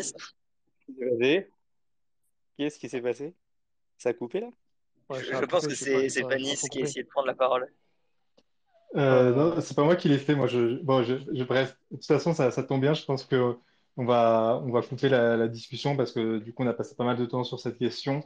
Je pense, Chérine, que tu as eu des bonnes réponses, notamment de la part de Gilles, de Guillaume. Ce qu'on va Pas faire, vraiment, c'est, je voulais on juste te va, répondre, mais c'est pas grave. ça marche. On va prendre peut-être une autre question si quelqu'un a une autre question, un autre sujet qu'il aimerait aborder. Et Bah, moi, j'en ai sinon, on va d'autres si tu couper. veux. J'en ai d'autres, moi, si tu veux. J'en ai deux autres. Concernant, en fait, les frais de transaction sur Bitcoin et la lenteur, en fait, du réseau, qu'est-ce que Bitcoin propose pour résoudre ce problème qui est vraiment Mais horrible? c'est pas un problème en fait. Je peux te répondre assez facilement. C'est fait exprès et on veut simplement que le protocole tourne. On s'en fout de faire des microtransactions sur la couche 1. Ce qu'on veut, c'est que la couche 1 elle soit 100% décentralisée et elle permette d'ancrer de la data. Et derrière, si on a envie d'avoir un Et système surtout de paiement, les frais, si on a envie d'avoir un système de paiement, on crée un système de paiement au-dessus de Bitcoin. Il s'appelle le Lightning Network et avec lui, tu peux faire des microtransactions instantanées. Donc, tu peux Ouais, littéralement mais il est envoyer un limité. centime ou 0,001 centime à l'autre bout du monde chaque Je sais, seconde. j'ai déjà utilisé. Ok, et ben donc, Ouais, mais il est non, bah, limité. il est limité. C'est quoi ces limitations? C'est un protocole qui grossit et ça, c'est ce qui répond. Limité en temps et limité en Non, transaction. le Lightning Network n'est pas limité en tant que transaction à partir du moment où tu as la liquidité entrante et sortant et les canaux. C'est un network qui grossit exponentiellement. On en parle très souvent sur les spaces. Et du coup, tu vas pouvoir, si tu as envie, aujourd'hui, tu peux faire toutes les transactions que tu veux avec Lightning. Même des gros montants, c'est pas que des petits montants, mais tu peux faire des très très petits montants. Donc, toute la question par Bah, rapport au. quand tu utilises sur Kraken, t'es limité à un Mais encore une montant fois, sur du coup, tu Kraken et un n'utilises, temps. tu Tu as n'utilises, 24 heures pour tu envoyer en fait n'utilises pas directement. Bitcoin ou mais c'est Lightning. Kraken. Si, Alors, tu attends, peux utiliser Mais Lightning. non, Tu as différents networks et non, renseigne-toi mais en j'ai fait. fait des Tu non, peux mais vidéos utiliser tuto attends, Lightning là-dessus. oui, sur J'ai fait des Kraken. vidéos tuto là-dessus. Tu peux aller voir la vidéo Kraken tuto Lightning. Je le teste et déjà, c'est pas 24 heures d'envoi. Le test était que on a reçu le virement Lightning en 0,4 secondes à peu près. Et par contre, pour l'envoi, récupérer les fonds, ça a duré un peu plus. On était sur du 53 secondes. Là, ce que je te dis, Bien c'est sûr, ça, simplement j'ai pas le dit le contraire, mais retrait tu es et dépôt limité. Kraken. Tu ne vas pas oui, mais ça, Ça veut dire que le canal, YFI il est depuis ton fermé. Le portefeuille canal, Kraken. Ça il est n'a aucun fermé au sens. bout d'un Tu vas certain temps. utiliser un non, vrai C'est alors, ça portefeuille que je suis en Lightning. Donc, tu vas ton Excuse-moi, donc portefeuille, tu vas le utiliser un canot, il se portefeuille comme ferme. Phoenix. Le canot, il se ferme, mon gars. non, On Non, attends, connaît, tu on alors, vas attends, connaît, utiliser un on connaît, portefeuille on connaît. Phoenix. Donc tu as Il y a Phoenix. Moon, Avec Phoenix, tu peux envoyer et On recevoir. connaît. Les gars, parlez pas en même temps, s'il On vous plaît, connaît tout sinon, ça. les gars, On connaît des cours. parlez un chacun. C'était Roxy qui était en train de te répondre, donc laissez-vous finir, sinon c'est pas un débat, c'est même pas la Ok, peine qu'on je discute. termine juste pour te dire, du coup, il y a une différence fondamentale entre utiliser un échange pour payer et s'envoyer l'argent, par exemple quand tu retires de Binance ou Kraken, et utiliser un portefeuille Bitcoin qui utilise le protocole Bitcoin Layer 1 ou le Lightning Network Layer 2, tout simplement. Donc si tu veux faire des Je microtransactions, tu fais parlais ça. bien du Oui, Lightning. mais tu le fais Du depuis un Lightning. portefeuille, Je pas parlais. depuis Kraken. Oui, D'accord. non, non, tu peux le faire à partir de Kraken. Tu peux le faire dans les deux sens. Ça veut dire, tu peux utiliser le réseau Lightning dans les deux sens. En faisant un withdrawal from Kraken, ou tu peux utiliser Moon ou même Samurai Wallet. Et ensuite, tu peux utiliser non, Satoshi Wallet. Et tu peux ensuite utiliser le Lightning Network. alors, L'important, ce n'est pas là. C'est compliqué ton truc. Ça veut dire, en gros, il y a une limitation. Il faut que le canal il reste ouvert. Et ensuite, seulement quand les deux le ferment, là, c'est bon. Bah, c'est toute une histoire. Je veux dire, c'est attends, supra attends. contraignant Non, il y a ton réseau. il y a un souci là dans le raisonnement. Déjà, les limitations de taille, c'est Kraken qui te les impose. Sur Lightning, la limitation, il n'y a pas de vraie limitation en soi. Mais en gros, plus ton montant est élevé et plus il a de chances d'échouer. Mais t'as pas de limitation technique à un moment donné où c'est bloqué. Ou alors, c'est Kraken qui te l'impose. Mais c'est Pourquoi il comme. imposerait ça dans ce cas-là? Mais je Explique-moi. sais, S'il n'y moi avait pas de limitation. je vais te donner un autre exemple. Tu me parlais des frais de transaction, d'accord, qui étaient élevés. Or, les frais de transaction sur Bitcoin, ils sont très régulièrement. Moi, je paye jamais, enfin, je paye jamais moins enfin, plus d'un dollar. Et par contre, tu as des exchanges comme Binance qui imposent des frais de transaction complètement fous à 15 dollars. Et pourquoi ils le font? Ben, je ne sais pas. Je n'ai pas de réponse à ça. C'est des choix qu'ils imposent et pour des raisons X ou Y. Et si Kraken le fait, ils ont peut-être des raisons, mais le protocole en lui-même, comme je te l'ai dit, il n'a pas de limitation en lui-même. Par contre, plus tes montants de paiement sont élevés et plus ils ont de chances d'échouer. Ah, il y a le problème. Et le canal qui doit tout le temps rester ouvert et qui doit être fermé seulement par les C'est deux pas, parties qui co-signent pour en fait que la transaction soit validée. Tu ne trouves pas que c'est c'est pas, contraignant? non. Alors, sur Lightning, encore une fois, les canaux, ils sont pas obligés d'être fermés. Moi, j'ai un channel, j'ai des canaux qui sont ouverts depuis plus d'un an. Et même, tu vois, j'ai changé, tu vois, de nœud, etc. Et c'est pas un souci. Et après, tu as des wallets Lightning, je sais pas, comme Phoenix. Je me suis jamais retrouvé avec des wallets. Enfin, en soi, les canaux, ils n'ont pas besoin d'être fermés. C'est pas, il n'y a pas de souci là-dessus. Et d'ailleurs, tu peux très bien échanger de manière trustless des bitcoins qui sont sur Lightning vers des bitcoins qui sont sur la main chain sans avoir à fermer les canaux. Donc, il y a des compromis dans Lightning, et on ne va pas le nier, mais il faut comprendre une chose, c'est que sur Bitcoin, pour revenir au début de ta question, il n'y a pas de projet pour faire de l'instant settlement, hein, du paiement immédiat. Et il n'y a pas de projets d'agrandir la taille des blocs ou ce genre de choses pour diminuer la taille des frais qui sont l'immense majorité du temps extrêmement faibles. Tu Ouais, vois, mais s'il y a une solution qui doit être faite, c'est au-dessus de Bitcoin. Et Layer 2, ouais, je vois. voilà. Alors, c'est Lightning aujourd'hui qui continue d'évoluer. Voilà, il y a des apports, etc. Peut-être que demain, il y aura d'autres solutions qui se recouvreront, etc. Ce qu'on attend, nous, en tant que Bitcoiner, c'est que la solution de paiement, elle minimise euh, le risque de contrepartie. C'est D'accord. c'est ce qu'on attend principalement et qu'il soit suffisamment résistant à la panne et à la censure. Et on saura très bien que il ne sera pas aussi résistant que le Bitcoin, enfin, que le Layer 1, probablement. Lightning, il a ses propres vulnérabilités, mais elles sont pas systémiques. Elles sont géographiques, entre guillemets, au sein du réseau. Mais en soi, enfin, le réseau, il est suffisamment dense, voire j'aurais tendance à dire, il est trop dense actuellement. Mais ça, c'est que mon avis. Je comprends, je comprends. Et toujours en fait dans le même sens, concernant en fait le principe de proof of work, alors que l'ensemble en fait des autres crypto passent principe de proof of stake. Qu'est-ce que vous en pensez ça d'un point de vue environnemental et concernant le futur, est-ce que ça peut pas être un problème et aussi dans 10 ou 20 ans, est-ce que ça ne pourra pas amener le fait de rester en proof of work des problèmes au niveau des blocs, etc., par rapport aux transactions, voilà. Pollution plus rester sur proof of work. Quel avenir pour Bitcoin s'il n'y a pas une adaptation et une update à ce niveau-là? Bon, il y a beaucoup de choses à dire. Je pense qu'on a répondu à beaucoup de questions dans tous nos spaces, mais pour te répondre très brièvement, en tant que Bitcoiner, on estime que euh, qu'il y ait des altcoins qui veulent faire de la proof of stake, il y a, je pense qu'ils veulent. Sur Bitcoin, on estime que la proof of work, c'est le seul truc qui soit viable et qui soit résilient.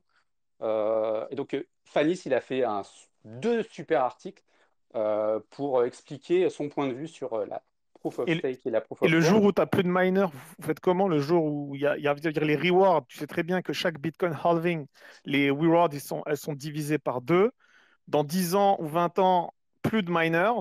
Si Bitcoin Je reste toujours propose que sur tu Proof of lises Work, l'article qu'est-ce de qu'on fait? Fanis. Je propose Ah, que tu lises l'article de Fanis. Je pense qu'il y a pas mal de réponses là-dedans. Effectivement, c'est des débats qu'on a très souvent, avec des questions qui sont déjà répondues, hein, comme dirait l'autre. Donc voilà, si quelqu'un peut mettre le lien, et puis tu liras. Ok, bah j'en écoute, profite pour te donner un peu de plaisir. ressources parce que clairement, tu as envie d'apprendre. On a littéralement pour mieux Tu bugs, je comprendre. ne t'entends pas. Ok. Ah ouais, désolé, je suis dans le train. Je dis en gros qu'il y a Là, c'est bon, énormément de là, ouais. vidéos sur la chaîne. Et il y a des cours, il y a la formation de Fanny sur le Lightning Network, il y a la mienne pour avoir ton Lightning et comprendre comment ça marche. Il y a également quasiment 4 vidéos sur l'empreinte écologique ou carbone de Bitcoin. Il y a une page qui s'appelle la page thématique écologie sur le site Découvre Bitcoin, où tu trouveras les interviews de mineurs, des articles de Fanny, des vidéos explicatives, des textes et des documents qui montrent la vraie empreinte carbone de Bitcoin et également des liens vers les anciens épisodes de l'entonnoir où on en a peut-être discuté. Donc, tu as vraiment là, si tu as envie de te plonger, quasiment 100 heures de contenu juste par rapport à Lightning et l'écologie. Encore une fois, on ne peut pas tout traiter sur ces spaces. Donc, c'est peut-être, comme Gilles le dit, la meilleure façon de t'expliquer, c'est que tu ailles faire tes propres recherches. Voilà.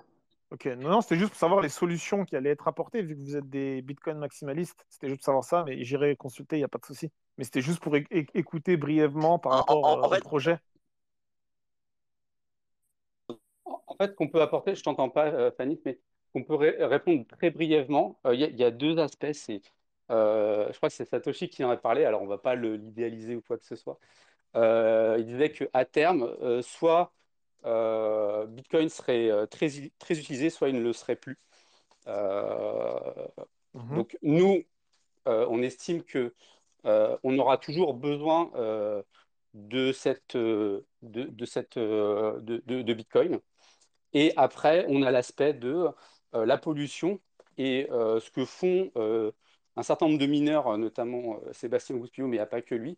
Ils tentent de retrouver en fait des endroits où l'énergie, parce que la grid, elle n'est pas terrible, à des endroits où en fait on pourrait utiliser de l'énergie qui est en surcapacité temporaire, alors temporaire sur des plus ou moins long terme, et pour voilà, avoir des coûts moins élevés. Donc, mais ça, il y a beaucoup de sujets. C'est très dur de pouvoir y répondre parce que chacun des sujets sont assez importants. Sur grand angle également, sur grand angle crypto, il y a aussi des aspects de réponse.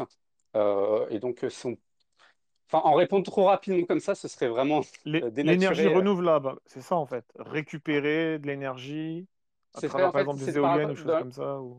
Pas que, c'est des endroits où en fait l'électricité, en fait, parce que la grid en fait elle est limitée, donc on peut pas balancer en fait l'offre et la demande aussi facilement. Donc il y a des endroits où il y a beaucoup d'énergie en surplus sur les barrages. C'est en Chine, sur la saison des pluies, eh ben, ils minaient sur les barrages parce qu'il y avait énormément d'excédents de capacité. Donc les mineurs ils se penchaient dessus de manière saisonnière. Donc ça, c'est un exemple, mais il y en a d'autres. Il y a les torchères, etc. Et on en a beaucoup parlé dans d'autres spaces. Et Guillaume aussi en a très très bien parlé durant ces spaces. D'accord.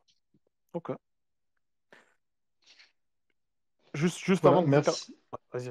Ouais. Ok, j'avais juste deux autres questions, mais après, c'était pressé, il n'y a pas de problème, hein. Ça concernait juste deux autres Non, points mais sur c'est juste Bitcoin. que Mais comme vas-y, là, ça tu fait pas peux mal de fermer, il n'y a pas de temps souci. sur tes questions, donc on va prendre les. Il y a deux autres personnes qui ont levé la main, donc je vais les faire monter aussi. Je vais sûrement avoir besoin d'ailleurs d'enlever des intervenants, des personnes, pour pouvoir faire monter tout le monde. Donc voilà, vous ne soyez pas surpris si je le fais. Et après ces deux personnes, donc Coconuts et Mathéo, je pense qu'on fermera tranquillement le space. Tu peux m'enlever. Au revoir tout le monde. Ciao, Edgy.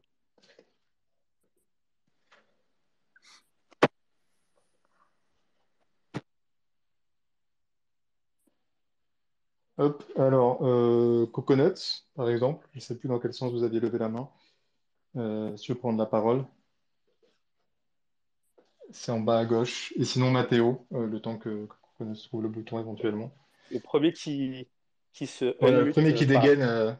Ok, bah, je prends la main du coup. On m'entend bien?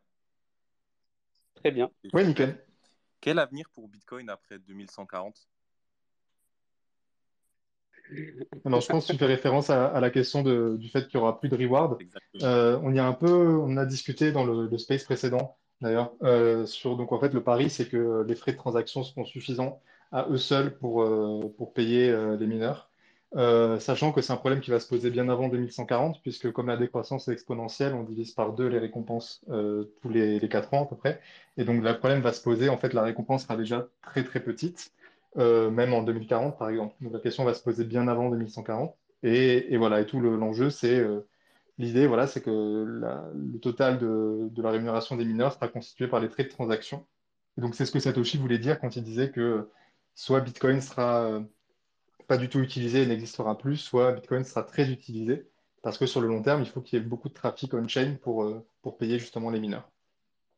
Ok, alors j'ai pas envie de faire doublette avec l'entonnoir précédent. Peut-être vous avez répondu à mon autre question qui vient tout de suite dans le précédent, auquel cas j'irai l'écouter. Mais c'est l'impact surtout au niveau de la décentralisation. C'est ça qui fait aujourd'hui la force de Bitcoin. Et bah, quel impact sur la décentralisation ça pourrait avoir? Et auquel cas, bah, si Bitcoin est moins décentralisé, quel avenir? Ça dépend. En fait, le volet de décentralisation, il est mal compris sur Bitcoin parce qu'il y a deux aspects. Il y a les producteurs de blocs et il y a également la gouvernance distribuée et très archaïque de Bitcoin par les bitcoiners maximalistes, on va dire, ou en tout cas ceux qui sont un peu skin in the game et qui font tourner leurs nœuds et qui se préoccupent de chaque changement qui est proposé sur Bitcoin. Lorsque nous, autour d'un space, on parle des évolutions de tarot, de taproot, ce genre de choses, d'une certaine manière, on contribue à la décentralisation rien que d'en parler, à pas être d'accord sur tel sujet. Et pourquoi ça contribue? C'est qu'à un moment donné, en tant que Bitcoiner, moi, je fais tourner un nœud pour mes propres besoins, pour mon nœud Lightning, pour mon propre wallet. Et je choisis le nœud que j'exécute. Et en choisissant le nœud que j'exécute en fait des règles que j'accepte, donc l'évolution de tel ou tel protocole. Et c'est ça qui contribue grandement à la décentralisation du réseau. Et demain, enfin, ou dans 2040, la structure des mineurs va évoluer. Et la structure des gens qui exécutent leur nœud va également évoluer. Donc la décentralisation, c'est quelque chose qui est compliqué à travers Bitcoin et qui n'est pas aussi simple de dire il y a tant de mineurs, etc. Alors, ce que tu viens de dire, ça permet potentiellement enfin, le plus de personnes comprennent la philosophie de Bitcoin, le plus elles tendront à avoir leur propre nœud. Mais du coup, il faudrait avoir enfin, suivant ce que tu viens de dire, il faudrait avoir un certain seuil, atteindre un certain seuil, entre guillemets, de conversion euh, pour pouvoir obtenir, malgré le fait que potentiellement, enfin un nœud, c'est bien différent du minage, on est d'accord. Mais bon, dans l'idéal, c'est qu'il faut quand même un certain nombre de mineurs et donc des nœuds complets. Il faudrait atteindre un certain nombre de nœuds complets pour pouvoir conserver cette décentralisation. Du coup, le pari, c'est seulement convertir un bon nombre de personnes à ce que même si ce ne soit plus rentable, ils le font entre guillemets bénévolement parce qu'ils comprennent la philosophie et ils acceptent le coût entre guillemets que ça engendre. C'est ça?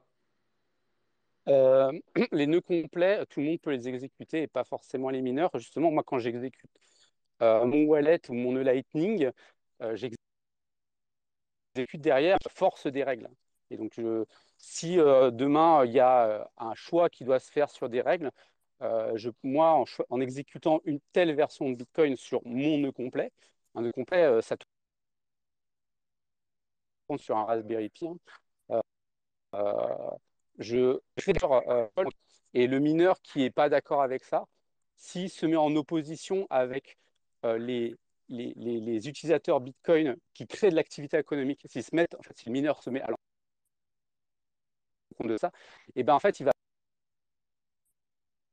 perdre l'ensemble des transactions parce qu'ils sont dessus. Donc un mineur, il n'a pas intérêt à ne pas être d'accord avec les utilisateurs de Bitcoin au sens large. Je suis Ouais, désolé, excuse-moi, je t'ai ça a coupé. coupé un petit peu, mais je ne sais pas si c'est que chez moi ou si c'était tout le monde, auquel cas j'écouterai en rediffusion ta réponse. Merci.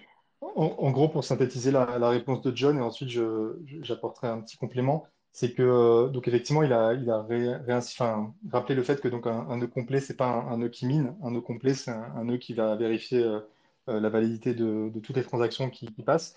Et ce que ça sous-entend, c'est que le nœud complet enfin, applique un certain set de règles. Et donc, c'est le propriétaire du nœud complet choisit d'une certaine manière la version de Bitcoin à laquelle il participe et qui va faire tourner. Si les mineurs commençaient, parce qu'il y aurait une certaine concentration à faire des choses que la majorité économique des utilisateurs Bitcoin ne juge pas bonnes, ils se retrouveraient à miner un peu tout seuls dans leur coin et finalement le reste du monde serait passé à autre chose. Oui, Donc je suis ça, c'est d'accord, pour mais synthétiser rapidement ça, l'avis de John. c'est que si la plupart des utilisateurs Bitcoin run leur propre nœud. On est d'accord. Oui, mais donc en fait, ça, c'est quand même l'un des objectifs philosophiques qui sous-tend Bitcoin. C'est pour ça qu'il y a, enfin, une bonne partie des choix d'ingénierie qui ont été faits sur le Bitcoin euh, ont été faits afin d'accommoder cette contrainte particulière qui est qu'on veut que tout le monde puisse faire tourner un nœud. Donc effectivement, tu fais un bon point, mais c'est pris en compte en fait dans tout le processus d'ingénierie et développement de Et, Bitcoin. et, et surtout dans le narratif des Bitcoiners dont on fait partie, dont Roxy fait partie, où on insiste à chaque fois un peu de manière butée, on nous reproche qu'on insiste sur l'importance d'avoir un nœud et comment faciliter le nœud. Voilà, toute cette vulgarisation, elle est importante justement pour entretenir cette flamme et justement qu'elle grossisse au fur et à mesure et qu'il y ait de plus en plus d'utilisateurs qui vont avoir leur nœud et qui seront incités. Et ces spaces-là, ils sont là aussi pour, quand on parle que de technique principalement, c'est aussi pour que les gens ils s'en préoccupent et que si un jour il y a des choix un petit peu controversés, hein, et ben, que les gens puissent décider du set de règles qu'ils veulent exécuter. Ça, tu vois, ça a une cohérence par rapport à ça. Et ensuite, pour revenir un peu plus à ton sujet initial, donc j'ai l'impression qu'une hypothèse implicite dans ce que tu dis, c'est que si la récompense par bloc diminue, alors il y aura de la centralisation parce que il y aura que les plus gros qui arriveront encore à miner, malgré le fait que le revenu soit plus faible. Et ça, je suis même pas sûr que cette hypothèse soit forcément vérifiée. Donc ça, il n'y a que l'avenir qui pourra nous le dire.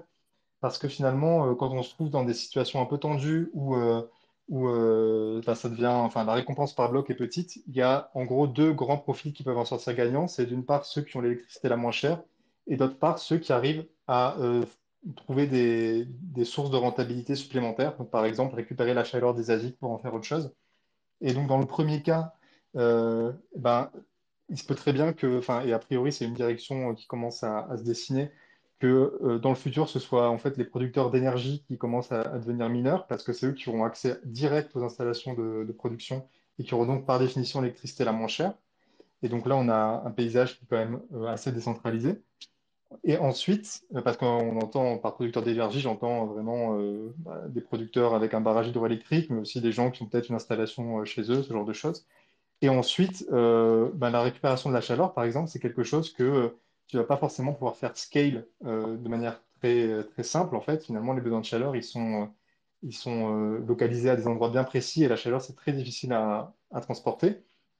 Et la conséquence, c'est qu'on va avoir, bah, pareil, une carte peut-être un peu plus décentralisée, même peut-être qu'aujourd'hui, avec des acteurs qui ont des besoins de chaleur et donc pour qui ce sera rentable de miner du Bitcoin, ne serait-ce que parce que ils ont besoin de toute façon de faire tourner des radiateurs, alors que autant que ça produise des Bitcoins. Donc c'est ce que font par exemple des boîtes comme Wise Mining qui mettent des mineurs dans des chaudières et donc bah, quand tu chauffes ton eau chaude sanitaire, en même temps tu mines des Bitcoins et tu n'as pas de coût électrique supplémentaire. Et donc là, c'est des gens qui vont potentiellement être rentables bien plus longtemps que des mineurs qui ont une grosse infrastructure à payer, etc., avec tout ça. Enfin, voilà, donc pour répondre à ta question, en remontant même jusqu'à ton hypothèse initiale. Je partage totalement la vision sur le fait que ce sera pas, enfin, les mineurs auront un intérêt second à miner. Seulement, il faut pour ça que, par exemple, les coûts d'une chaudière comme Wise, du coup, Wise Mining, soient similaires à ceux d'une chaudière purement classique, puisqu'en fait, ce qu'on minera individuellement, ce sera probablement rien ou quasi rien. Enfin, ou alors qu'ils trouvent un moyen que ce soit beaucoup plus efficace, puisqu'aujourd'hui, Wise Mining, euh, l'initiative est super, mais ça ne permet pas de miner grand-chose avec sa chaudière. Ouais, mais après, déjà, tu auras la même dépense électrique et tu génères des bitcoins en plus. Mais, et d'ailleurs, enfin, il y avait aussi ce point-là que je voulais rebondir et qui est complètement différent. Mais finalement, le gros problème qui vient, si effectivement, dans les faits, on observe une centralisation suite à la baisse des récompenses, le gros problème qui peut se poser, c'est pas tant des doubles dépenses, parce que ça, c'est des trucs un peu anecdotiques qui sont pas si importants que ça. C'est vraiment des risques de censure où quelqu'un qui prendrait le contrôle d'une part importante du hash rate pourrait commencer à censurer des transactions. Le truc qui est vachement bien avec la preuve de travail, c'est que si ça se produit, les personnes qui ont des transactions qui se font censurer, ben, leur moyen d'échapper à la censure, ça sera d'augmenter leurs frais de transaction pour inciter les mineurs qui ne pratiquent pas la censure à récupérer leurs transactions. Et donc, ce faisant, en fait, ça augmente la récompense dans les blocs naturellement. Et donc, s'il y a effectivement une certaine concentration qui se fait et qu'elle est néfaste à la résistance à la censure du réseau, assez naturellement, eh ben, les frais de transaction vont augmenter pour permettre justement d'éviter la censure. Et donc, c'est cette espèce de boucle de rétroaction qui permet éventuellement, s'il y a vraiment un problème qui se pose, d'assurer une certaine résistance à la censure à Bitcoin, même dans des cas où on aurait une concentration des mineurs. Ouais, c'est même une très bonne chose parce que du coup, ça permettrait, enfin, même ce serait une bonne chose que des gens essaient de tricher du coup de cette façon, puisque comme tu le dis, ça permet d'augmenter les frais de transaction qui sont récupérés par les mineurs, du coup, qui incitent à tendre vers une décentralisation du coup, au sens où je l'entendais moi. Oui, tout à fait, exactement. Il est 25 là, et donc moi je dois partir à 30. Donc je vais couper le space. En tout cas, merci Mathéo pour ta question. Elle était très pertinente, effectivement, c'est une question qu'il est légitime d'avoir. Et donc merci à tout le monde ben, pour votre participation dans ce space. Roxy a dû se déconnecter car il n'y a plus de batterie. Donc je vais me charger de faire l'outro pour YouTube aussi. Donc voilà, merci à tous pour votre participation ce soir. Si jamais vous regardez le replay sur YouTube, n'hésitez pas à vous abonner, à cliquer sur le pouce vers le haut pour soutenir la chaîne, à mettre un commentaire et sachez que vous pouvez nous rejoindre en direct tous les dimanches à 18h sur Twitter pour venir discuter avec nous comme vous avez pu l'entendre dans cet épisode. Et pour Voilà, compléter, merci beaucoup. Vas-y. juste pour compléter, si vous aimez le travail de Découvre Bitcoin, je vous incite encore une fois à participer à son Patreon parce que ça permet de promouvoir l'éducation de Bitcoin et c'est quelque chose d'assez important. Exactement. Merci beaucoup, John. Vous pouvez même faire des dons en Bitcoin via Lightning Ah directement sur le oui, site. évidemment, Bien sûr, c'est en encore mieux. premier lieu. En premier lieu. Et j'en profite aussi, tu m'y fais penser, c'est JW aussi, enfin Rami, pardon, qui voulait l'évoquer. Effectivement, faire une petite pub aussi, on tient maintenant des BitDev, donc c'est des séminaires socratiques, donc c'est des sessions où on discute un peu de techniques sur Bitcoin qui sont ouvertes à toutes, et où l'idée c'est vraiment d'avoir un échange. Et donc on avait eu la première édition en juin, et on a le deuxième épisode, enfin le deuxième événement, donc ça aura lieu à Paris, qui est le mardi 5 juillet. Euh, voilà, donc n'hésitez pas si vous êtes dans le coin et si vous êtes intéressé. Il y a un groupe Telegram, donc je ferai un tweet là, donc vous avez qu'à me suivre et vous verrez le tweet. Voilà comment gagner des followers en plus. Voilà, donc la première édition s'est très bien passée, donc n'hésitez pas si vous êtes dans le coin à passer dire coucou aussi si le sujet Bitcoin technique où on rentre un peu dans les détails vous intéresse. Et sur ce, je vais couper pour de vrai cette fois-ci. Merci encore à tout le monde. Très bonne soirée, bonne fin de week-end, bon courage pour demain matin et à la semaine prochaine. Bisous. Bisous. Merci à vous. Merci d'avoir écouté la vidéo. Pour nous suivre sur les réseaux, c'est Découvre Bitcoin. Un grand merci aux Patreon, aux personnes qui font des donations ou qui nous soutiennent via le e-commerce pour qu'on puisse continuer à fournir des formations, tutoriels et interviews gratuites en 3 langues. Pour plus d'informations sur Bitcoin ou pour n'importe quelle autre question, rendez-vous directement sur www.découvrebitcoin.com. On se retrouve pour la prochaine vidéo. À bientôt les amis.